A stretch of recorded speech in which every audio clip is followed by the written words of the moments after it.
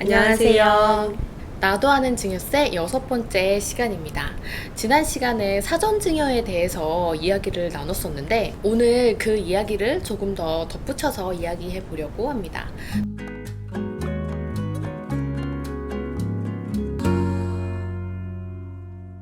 조금은 어려운 이야기일 수가 있어서 간단히 복습해보면 사전증여와 상속을 비교해서 일반적으로 상속공제가 더 큰 금액이기 때문에 사전증여가 반드시 유리한 것은 아니며, 그리고 10년간 상속인에 해당하는 사람에게 미리 증여한 경우에는 이 상속재산가에게 미리 증여한 금액이 합산되기 때문에 10년 이내에 사전증여한 것은 절세에 큰 의미가 없다, 이렇게 말씀드렸었습니다.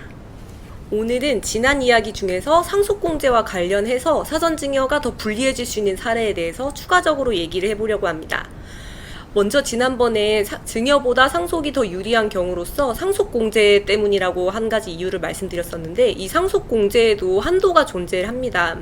그래서 이 한도에 대해서 말씀을 드리면 전체 상속세 과세가액에서 3가지 금액을 뺀 금액이 상속공제의 한도액이 됩니다.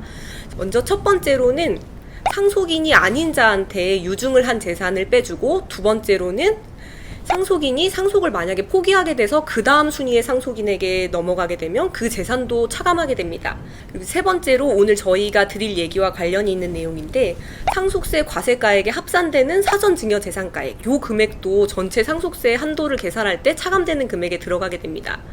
그러면 이제 대체 뭐가 불리해지지? 라고 생각을 해보면 저희가 간단한 사례랑 같이 한번 풀어보도록 하겠습니다. 피상속인이 사망하면서 총 15억 원의 재산이 있었고, 이 중 10억은 배우자와 자녀에게 각각 6억, 4억 원씩 사전증여를 하고 남은 재산은 5억 원이 있었습니다. 그런 경우에 사전증여를 하는 경우 먼저 증여세를 계산해보면 배우자의 증여재산 공제가 6억 원이니까 증여세는 0원, 그리고 자녀의 경우에는 4억 원에서 0.5억 원을 제하고 계산하면 6천만 원의 증여세가 나옵니다.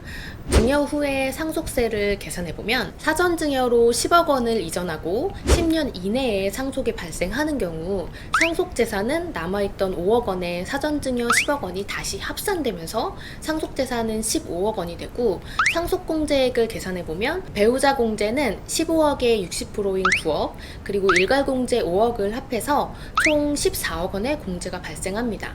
많이 공제가 되는 것 같죠? 하지만 다 공제받을 수 있을까요? 처음 말씀드린 산식에 따르면 3가지 제한은 산식이 있었죠. 그래서 총 상속재산 15억에서 사전 증여한 재산을 차감하면 이 상속공제의 한도가 줄어들게 됩니다.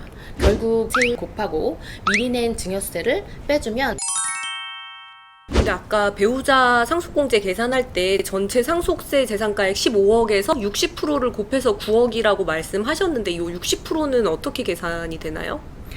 여기에 60%는 배우자의 법정 상속분으로, 이 사례에서는 배우자가 1.5, 자녀가 1의 가중치로 계산해서 1.5 나누기 2.5 하면 60%가 됩니다.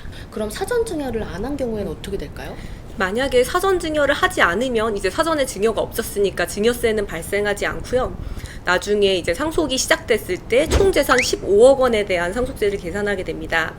그럼 아까 사례랑 동일하게 배우자 공제 같은 경우에는 전체 15억 원에서 배우자 법정 상속 비율인 60%를 곱해서 9억 원이 나오고, 일괄공제 5억 원 해서 총 14억 원의 공제는 똑같이 계산이 됩니다. 그런데 이 사례에서는 그 상속공제 한도를 계산할 때 차감해주는 사전증여재산가액이 없기 때문에 14억 원 공제액이 전부 인정이 되게 되고요. 그러면 상속재산 15억 원에서 14억 원이 전부 빠지기 때문에 결국은 상속세 계산을 할 때 1억 원에 대한 세금만 발생하게 됩니다. 그래서 1,000만 원 정도의 상속세가 나오겠죠.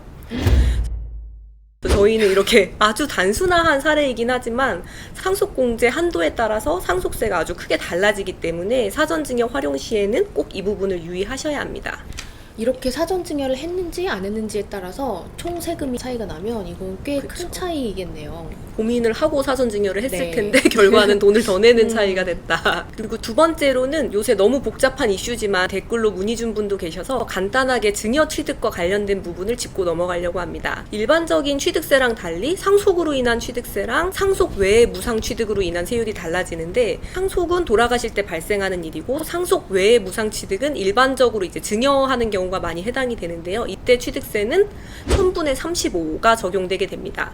근데 요새 주택 증여 많이 하시잖아요. 주택 경우에는 최근에 개정세법으로 인해서 취득세가 12%다 이런 얘기를 많이 들어보셨을 것 같습니다.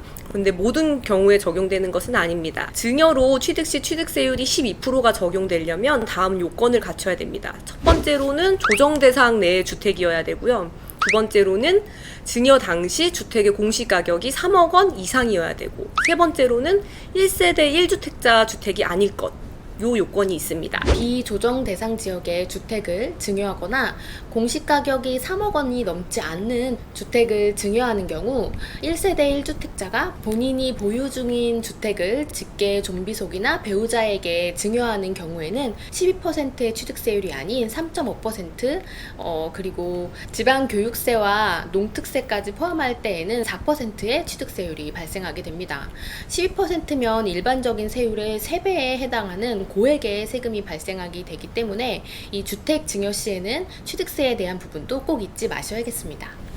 오늘은 단순한 사례인데 계산이 들어가다 보니까 조금 복잡하게 느껴질 수 있을 것 같습니다. 포인트는 사전 증여가 반드시 유리한 게 아니며 증여 후 10년 이내 사망 시 상속 재산에 사전 증여한 증여 재산이 합산되는 효과랑 더불어서 사전 증여가 있으면 상속 공제 한도에 영향을 미치기 때문에 전문가와 상담이 반드시 필요하다는 점을 기억하시면 될 것 같습니다.